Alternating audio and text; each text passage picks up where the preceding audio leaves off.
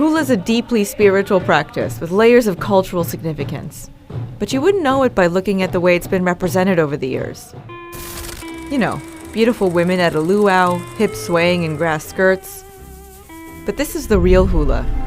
Whenever people hear the word hula, they want to do the, whatever their version of Hollywood hula is. And it has a little bit of that, but really it's much more. To that point, the media has not done right by hula over the years. It started in the tourism boom post-World War II. It's been sexualized, conflated with, and confused for other forms of Polynesian dance, appropriated for pop culture in every which way. Look at this commercial for Lucky Strike cigarettes.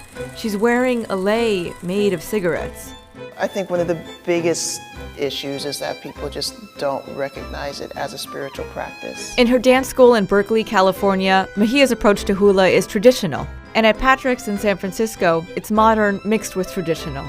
But both hula teachers aim to bring hula back to its ancestral roots. A lot of people are misinformed about hula, thinking that the hula, the dance movement, is what is describing or is the vehicle for the expression of the story. But the real story comes from the song or the chant. See, Native Hawaiians didn't have a written language until the missionaries came in the 19th century. So the chanting in hula was the way they documented their history throughout the generations. It's poetry and metaphor and history and a connection to our ancestors, because with oral history, it's all we really had. To an outsider, this looks like a pretty dance. But for the dancers, every flick of the wrist, every twist in the hips is done with the intention of connecting those two worlds. The sacredness of what we do isn't something that we wear on stage or even in public. It's all the stuff that leads up to going on stage and being in public. It's a way of going to that portal where spirit and the physical world intersect.